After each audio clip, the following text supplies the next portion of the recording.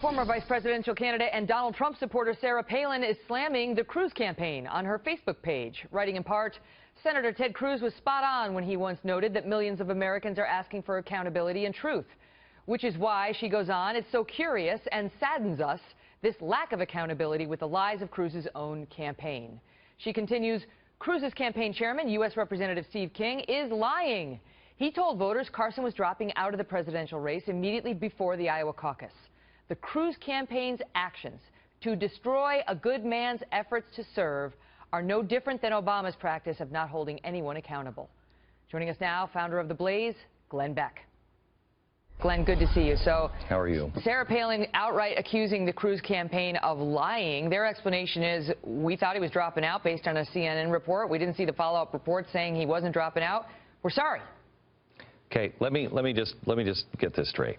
First of all, I don't want to say anything bad about Sarah Palin. I don't know what she is thinking. I don't know where she's coming from. She's now calling Steve King, one of the most honest, forthright people that I know, a liar. It is absolutely incredible what people will stoop to. Let's just look at this, because you can see the timeline. CNN went on the air and said that Carson was going to leave the campaign trail to get a change of clothes. Does that sound reasonable to you, Megan? I can tell you, Brett Baer and I were sitting on the set, and we all saw it, and we all thought the same thing, which is... Yeah, that doesn't make any sense. You know, they have clothing stores in New Hampshire. But this comes a day at this, I just want to make sure I get this right. WMUR on Sunday announced that Sam Pym, the guy who raised about $4 million for Carson, was now switching over to Cruz. Then on Monday, before the I've got to go home and get a change of clothes for a few days happened, every single person in the New Hampshire super PAC for Carson quit and switched over to Cruz. All of those, plus the change of clothes, would lead any reasonable person to think that he is switching. Voting in Iowa is different than voting anywhere else in a primary. This is a caucus. Your job is to go and try to sway other people. So if I have information that the super PAC guy just switched to Cruz, all of the people in New Hampshire just quit and moved over to Cruz, and he's going for a change of clothes when he's only got about 8 days before the New Hampshire primary, it doesn't make any sense. And any responsible candidate would say, look, I don't know, CNN is now tweeting and saying that it looks like he may be getting out of the race. Go there and make sure that those Carson people who are most closely aligned to Ted Cruz know this and see if they want to switch. Let me ask you this, Glenn. That's totally reasonable. She also goes on, as I just read in this same post, to say the Cruz's campaign's actions to destroy a good man's effort to serve.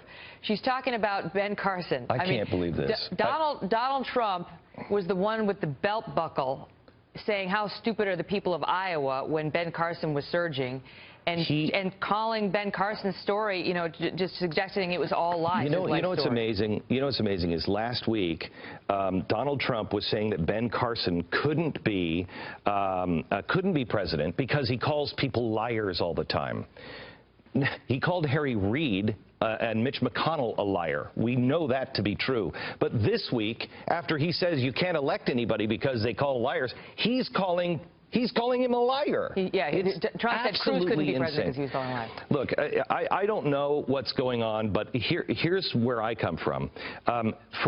We are being turned on each other, and there's no reason to be turned on each other. A circus performer is turning the conservatives against one another. You couldn't have planned this better if you were a DNC operative.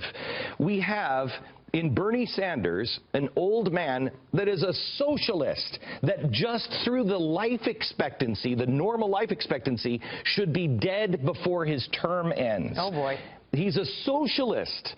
Then on the other side, you have somebody who their own people say is what was it, 80% coming out of Iowa? Her own voters said 80% said she was untrustworthy. It's like going hunting for a deer that's spray painted orange and has no legs. The conservatives should be able to win this with anyone. You know what? This camera could beat them. This oil can can beat those two. And what are we doing? We're looking and we're nitpicking when we have the most conservative man since Calvin Coolidge. We have 4 Supreme Court justices that might die in the next 4 years or retire. You're writing everybody off. You know, it's getting depressing. Everyone's dying. Or retire. Sanders I got it from Bill dying, O'Reilly. half the Supreme Court is dying. I got to go because we're dying on time.